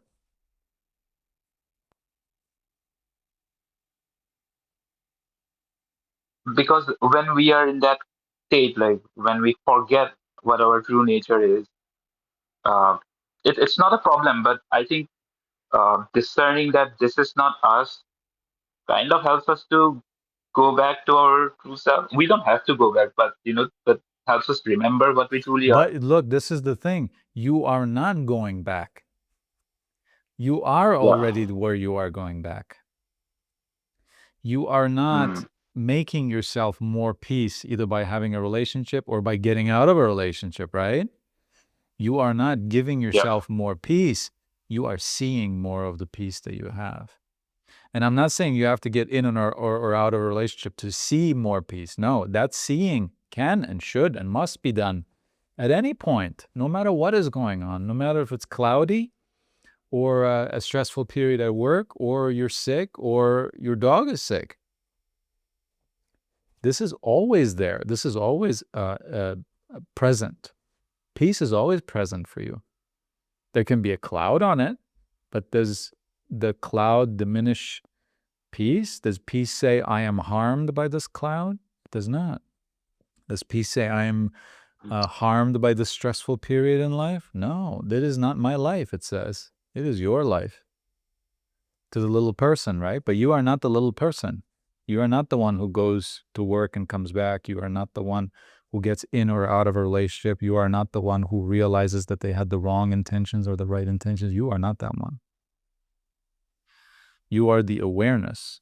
You are the existence, the being, the I am essence that can do these things. It is an activity of yours to feel like this or that, or this or that, or to do this or to do that. It is an activity of yours. It is not you, and it does not make you worse or better. You cannot make yourself better like this either. And when you're feeling happy, when you're feeling things are finally going my way, at least for a little while, that is not a success. That is not good for you. The true self is the one who observes the change. It is not the change. Right? It observes that which changes. It itself does not change. It observes that which gets better or worse or more difficult or less difficult.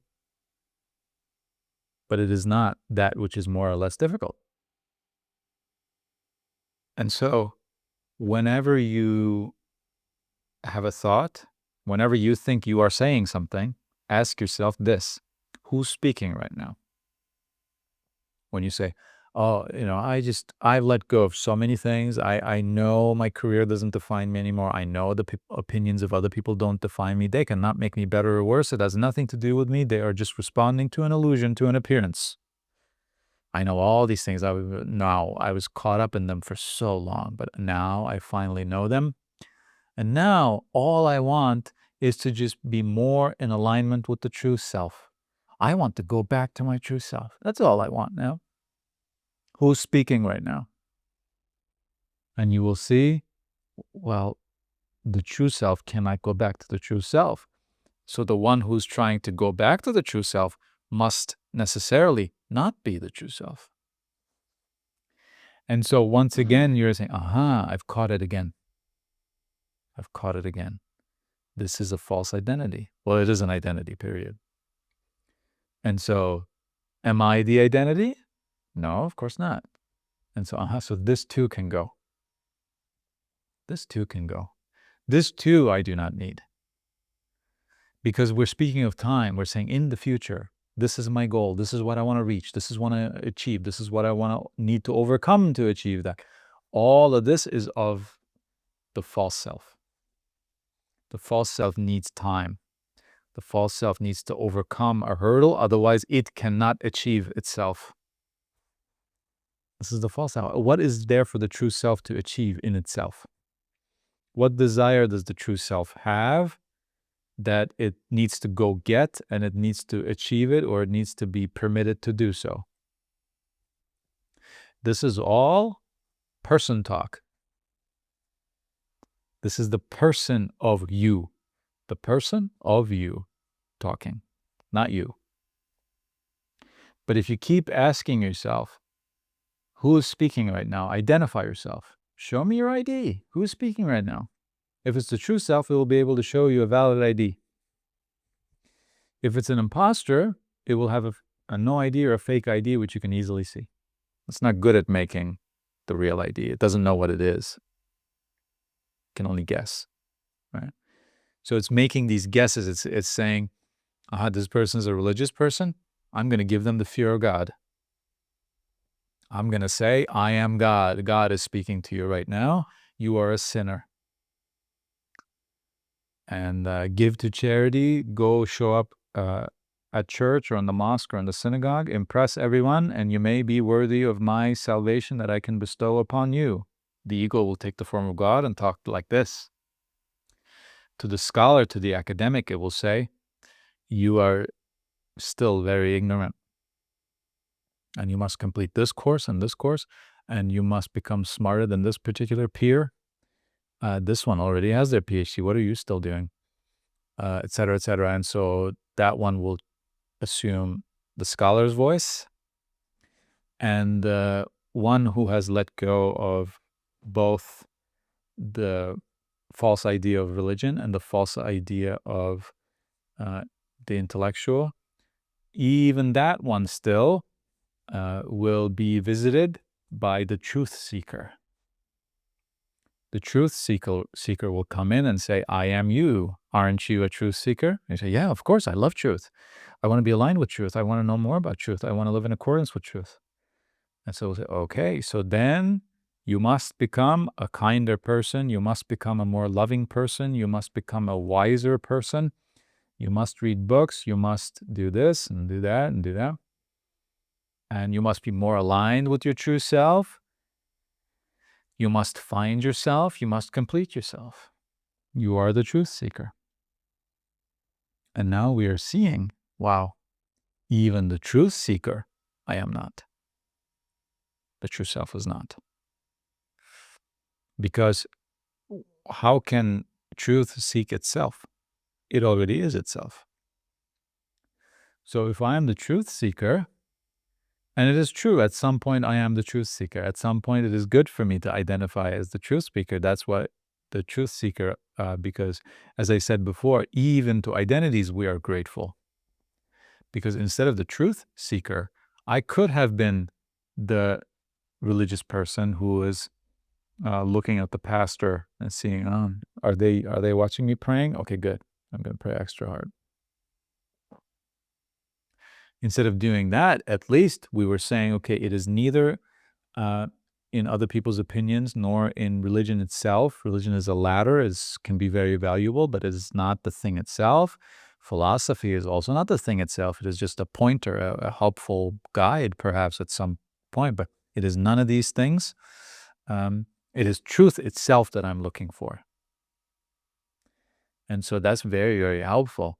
But at some point we come and see, even the truth seeker is an identity because it is seeking something that it already has. It is seeking peace when it already has it. It is seeking its own nature when its own nature is already its own nature. And so if you are still troubled by the cloud and the sky, try being troubled and seeing that it is not a problem to you. Let it come in. Look, this is not the gauge. The gauge is not to say, I'm having way fewer bad so-called emotions. I'm having way fewer bad thoughts. So, I'm progressing. I'm successful in becoming the true self. That is not a success. Let the emotions come. Let the thoughts come and say, this is not a problem to me. I am seeing anger arise in me, or confusion, or envy, or sadness, or frustration, whatever it is, or I'm disappointed. And say, so I'm still here. I'm still fully complete. I lack nothing. And this cloud. But how do I remember? Once you know it, once you see this, you cannot help but remember it. Because now, remember when you used to think that anger was your problem and that you had to go fix or battle or fight or destroy whatever it was that was angering you. And now you are just seeing that anger is just an emotion that is information. And it says, if you're angry about this, that means you have some sort of attachment in this area. right?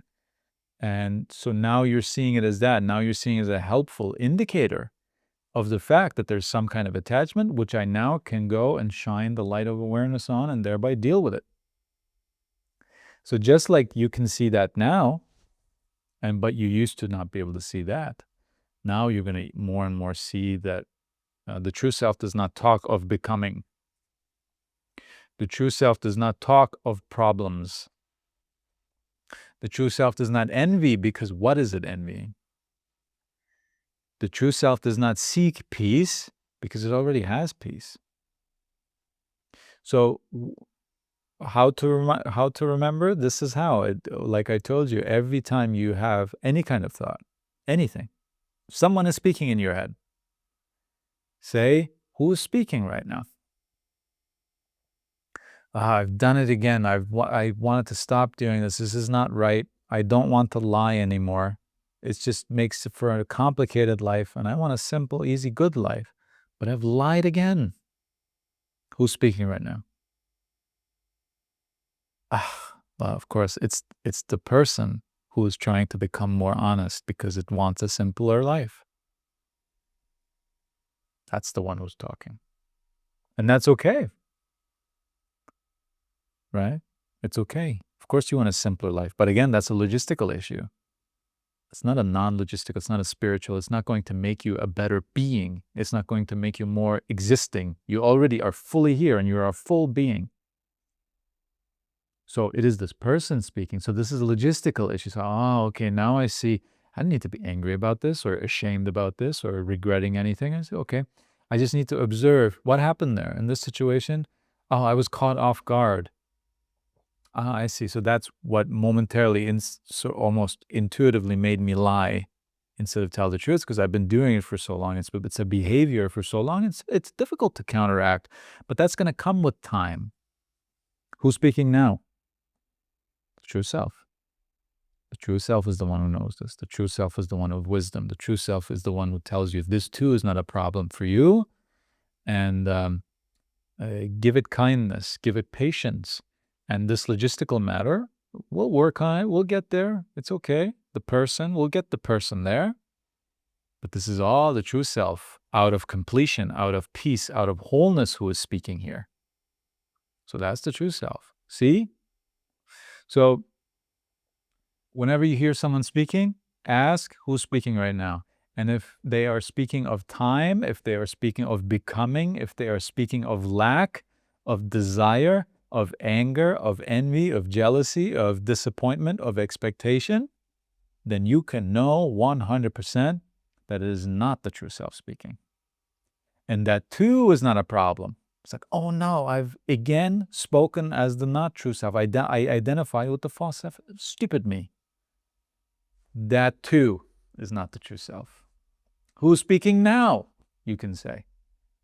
Well, I'm talking about stupidity. Once again, I'm talking about lack. Once again, I'm talking about problems of having made a mistake. So, that too is not the true self.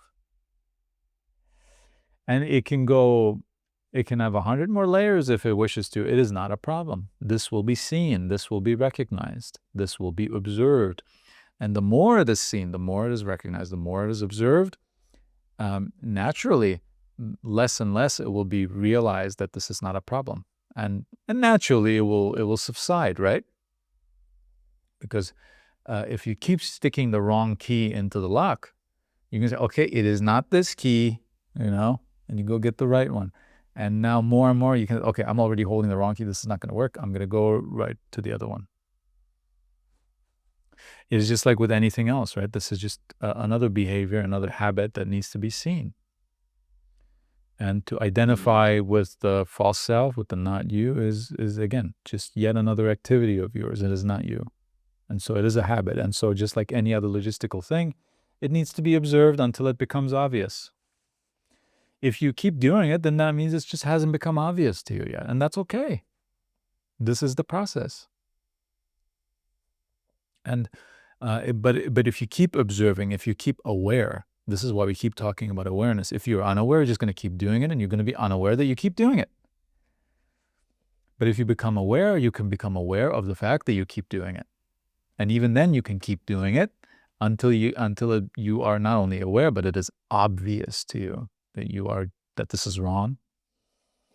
It's not of your nature. It's false, and so naturally it's going to fall off of you because what is observed becomes obvious. What becomes obvious becomes simple, and what becomes simple becomes effortless. What becomes effortless is simply done, and nothing else is needed. Does that make sense? Yeah. So I'll keep asking myself every time there are thoughts and emotions like, who is going through this? Maybe that will help.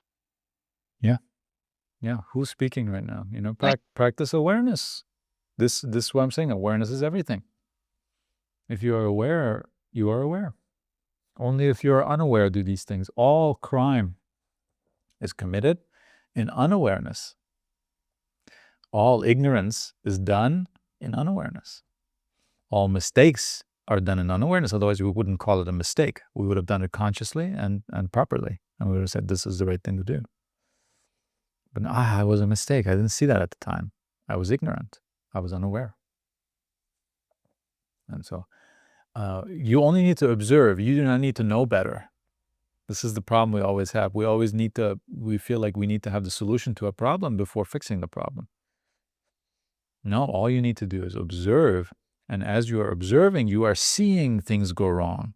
And you're watching the whole process from start to finish. And you say, this is where the complication comes in. This is where the issue comes in. This is where the conflict is. I can see that now. And since I see it, I can now think about, okay, so how can I make it so that this conflict doesn't occur again? And that will change depending on what it is, right? That's the part where things can be different. But the process is always the same, where the awareness is always the same. Awareness is of the true self. As long as there's awareness, nothing can happen to you. Okay? okay. So I'm glad the question of the fortnight did its job there, and it caught the false self. It caught it. Yeah. It went right into the trap, and we closed the trap on it, and so now that's gone. That's gone. You may keep doing it. Who knows? I'm not saying it's going to stop, or I'm also not saying it's going to continue. I'm not saying anything. It may continue for a while, but now it's being seen. It's being observed. It's like, hey, here you go, doing it again. And at some point, you're going to say, well, I just have no interest in this anymore. And when you don't have an interest in it anymore, it's just not going to happen anymore. And so that's a beautiful thing. So I appreciate that. Thank you for asking a question, and thank you for answering this. I hope this did not only catch an identity of yours or part of the false self, whatever you want to call it, of yours, but of some other people who are listening too. And this was a very helpful reminder for me as well, because this is how the false self always gets us. We're aspiring for something objectively, genuinely great. But we never ask ourselves, who's the one aspiring? And is the one who's aspiring does it really need this? Or is this a confusion? Is this a silly thing? And so we aspire to become the true self. Imagine that. The person who I already am is trying to aspire to itself. That doesn't make any sense, right? Yeah. This thing that you told, like, a part of me wants to do this, a part of me wants to do that. How many parts are there inside us? It was, it was so enlightening. Yeah, this is the same thing. Those parts are not really parts of you. They are mental constructs that are external, completely external, have nothing to do with us, which we go into, right? The one true self is giving it being by identifying with it. If you put on a mask and you say, this is my face now, it's still a mask. It's still an external thing. It is still not part of your body at all, but it will be identified as part of your body. And so, oh no, you scratched my face. Right? Whereas before, when it's a separate object, oh, you scratched the mask. Oh, that's a pity, or whatever. I don't care. It's totally different. Nothing changes about what is actually the case, But because we're identifying with something that we're not, all of a sudden it becomes personal. Isn't that what identifying with something is, that it becomes personal? And so people who identify with the kind of car they drive, if I scratch their car, they're going to feel the scratch on their own soul, so to speak. They're going to be offended by that. They're going to be hurt by that. They literally say, you hurt me by your actions. I care about my car so much, and you put a scratch in it. That hurt me so much that you did that. It's so silly. It's people identifying with inanimate objects, but we don't see them as inanimate objects.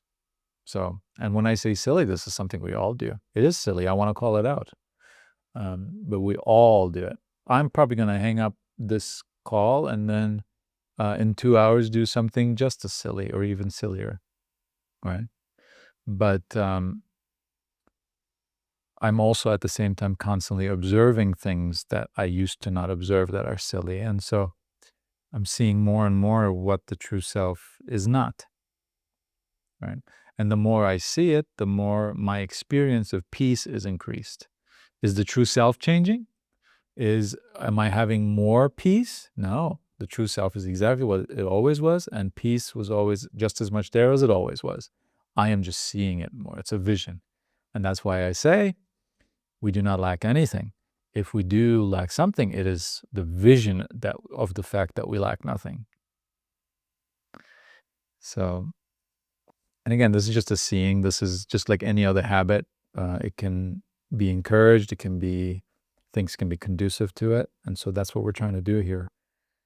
But it's going to happen if you're dedicated to this, if you are that truth seeker in many senses, then this is the work, the so-called work. Again, there is actually no work. But this is the work, if we want to talk in those terms. Okay? So thank you very much once again, for bringing everything you brought here. It's very, very helpful, great reminders and great showcasing of things that are going on within all of us. So thank you very much for that. I'm going to move you back to the audience for now. Very grateful to that. Thank you so much. Thank you also to everyone so far with the openness and honesty that we brought here. I want to introduce the next question of the fortnight to you, which is this. What does it mean to empty yourself of yourself? What does it mean to empty yourself of yourself?